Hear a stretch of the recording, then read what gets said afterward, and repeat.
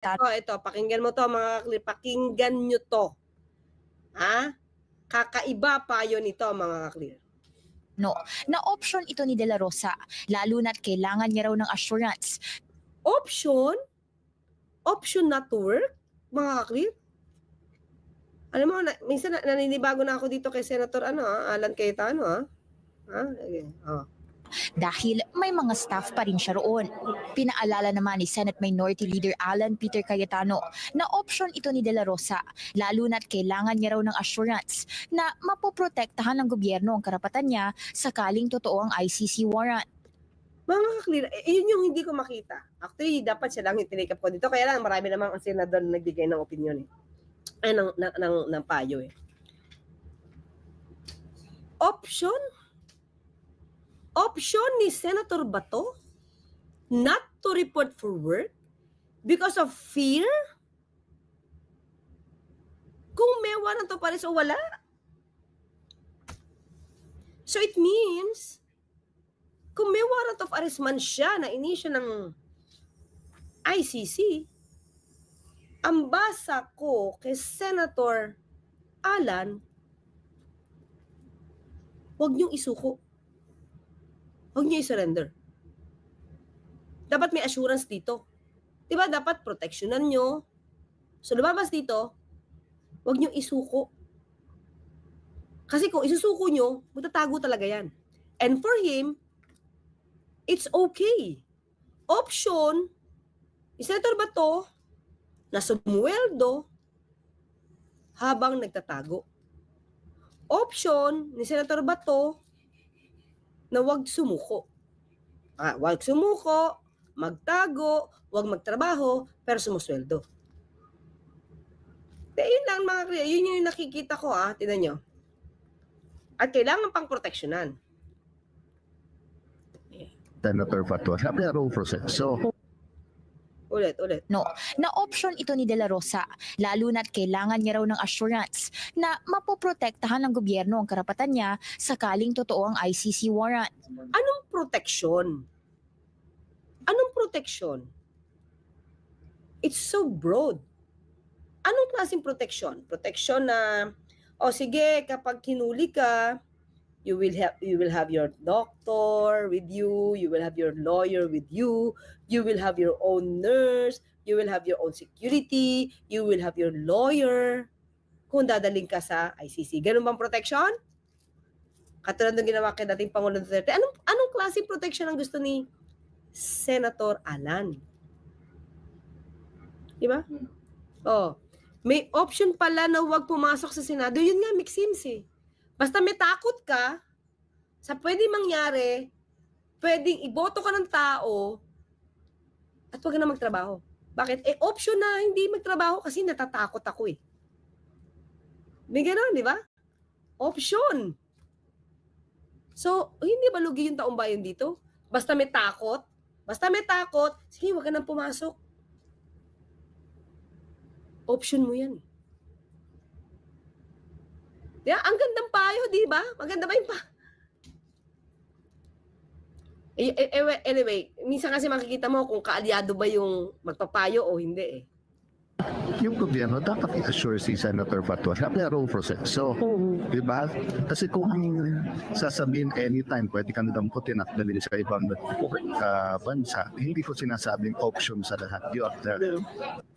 Hindi niya sasabing option sa lahat yun. So, option lang yung kay Senator Bato. Sa mga clear, kung ikaw ba may warrant of arrest, bago ka i-warrant, nandoon sa bahay, magbibigay kami ng warrant, O gusto mo ba sumuko o hindi? Bigyan kita ng proteksyon. Proteksyon na hindi ka na i-warrant. Hindi ka na pasusukuin. So, anong proteksyon yung gusto niya na sinasabi niya? Anong proteksyon?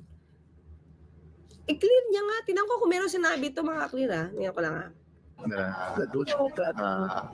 Huwag magpakita. But when your life or liberty is threatened. So, pag may warrant of arrest, mga clear, wala pang warrant of arrest I-assume natin na may warrant of arrest. Ibig sabihin nito, kapag may warrant arrest ang isang tao, threaten ang buhay mo. So lahat ng may warrant of arrest, option magtago. Yun yung gusto niya palabasin eh. Diba? So pag may warrant of arrest at walang magiging protection from the government, basta may warrant of arrest, hindi niya alam kung kailan siya dadamputin or what, option niya magtago. Yun yung nakikita kong ano niya, it's either, ang gusto niya mangyari protection, wag yun dalhin sa ICC. I-assure nyo na hindi nyo dadalhin sa ICC. Baka yun ang gusto niya mangyari. Ulitin na natin mga kaklira, na medyo naaano ako sa kanya. Okay.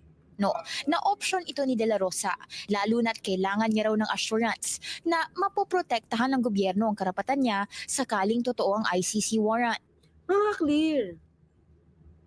Nasa rules naman natin yan eh. In general tayo pag may taong siniserve ng warrant, kailangan protektahan din ng state yung kanyang karapatan. Kaya nga sasabihin niya, yung rights of the accusee, yung Miranda rights, sasabihin yan, di ba? Police naman si Senator Bato, alam niya yung rights niya. Alam niya yung Miranda rights. Hindi naman kailangan abusuin ng pang-aaresto. So anong protection yung gusto ni Senator Cayetano? Mahiwaga, di ba? No, dapat i-assure si Senator Bato na may role process. So, di ba? May proseso? Kasi kung sasabihin anytime, pwede kang damputin at dalhin sa ibang bansa, hindi ko sinasabing option sa lahat yun. Huwag magpakita. But when your life or liberty is threatened, you really think of option. Oh, di ba? Gina-justify niya talaga yung pagtatago. If your life and liberty is threatened, option yun. Anong option? Mga clear. Ibig sabihin dito, lahat ngayon ang may warrant of arrest, na napipintong may warrant of arrest, option, magtago kasi threaten yung life and liberty nila. Hala, Senator Alan Cayetano, parang, wow, kakaiba to. Is it because kaalyado mo si Senator Bato? Nababago na yung tingin natin sa batas? Diba? Yun yung kanyang payo. Di ba kaya nga nakakagulat? Nang lumalabas sa bibig ni Senator Alan, hindi ko sasabihin lahat ito ay option, hindi ko sasabihin na ito ay option sa lahat. So it means special availment lang. It should be availed only, especially itong panukala mo ni Senator Bato. Kasi if your life and liberty is threatened, option mo. Option mo. Magtago. Oh. You really think of option. Senator Bato, may role process. So, di ba? Kasi kung sasabihin anytime, pwede kang damputin at dalhin sa ibang bansa, hindi ko sinasabing option sa lahat yun. Huwag magpakita. But when your life or liberty is threatened, you really think of option. O, di ba? Mga clear, option magtago. So, baka gawin to ng iba na may warrant of arrest. Sa panahon, hindi kaya to yung pinayo. Nisip ko tuloy kung ganyan yung pinayo niya dati kay Senator, rather kay Pastor Kibuloy. Liberty and life is threatened. Life is threatened? Dapat na-threaten yung life. Diba? ni na dating Senador Laila de Lima at Sonny Trillanes, nagpatuloy ang kanilang sweldo kahit detained sila kaugnay ng kani-kanyang kaso. Nakapag-file din sila ng legislation habang nagtatrabaho naman sila. Hindi naman sila nagtago, kinulong. Nagtuloy-tuloy din ang sweldo ni Senate President Pro Tempore Panfilo Lacson kahit nagtago siya ng higit kumulang 1 taon. Nagtuloy-tuloy din. Hayahay pala yung buhay, mga kaklir. Kaugnay ng isang criminal case noong 2010. Nagbiro pa raw si De La Rosa kay Lacson nang kamustahin niya ito. Ani De La Rosa, i-break daw nito ang record ni Lacson pagdating sa pagtatago. Di ba? Hindi ko alam kung anong aral ang maidudulot ng mga ito. Di ko alam.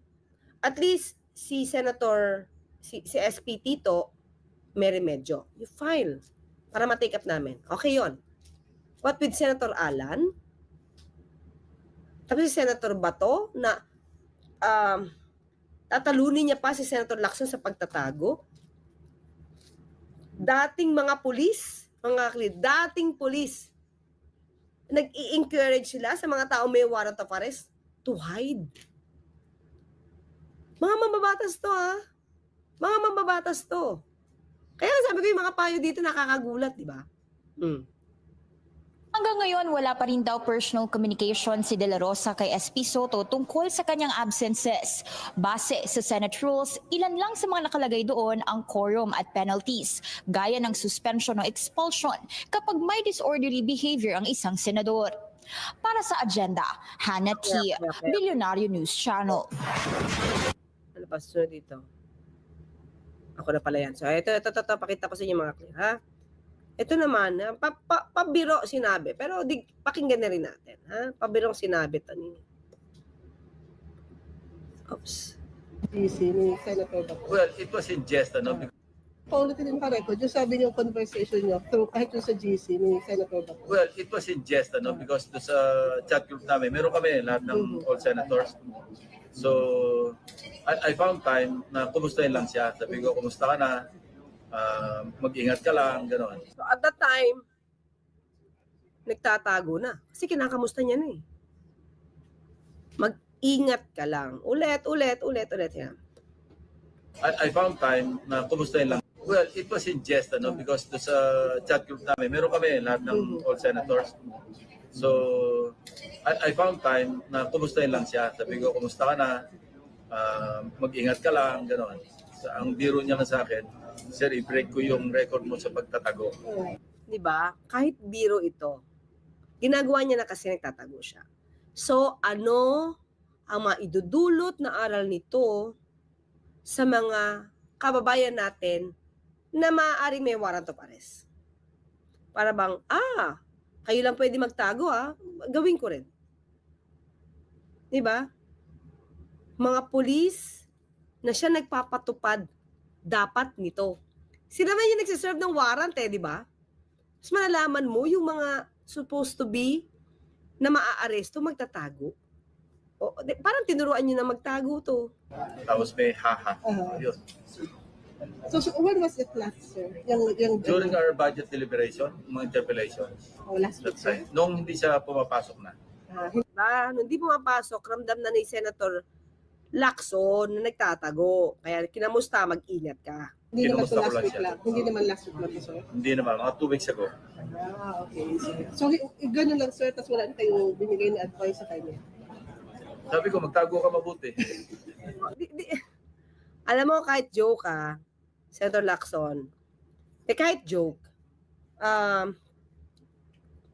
hindi ko alam kung mas maganda ba siyang pakinggan sa isang kapita-pitaga ng Senator Lacson. Diba? Parang hindi siya magandang aral.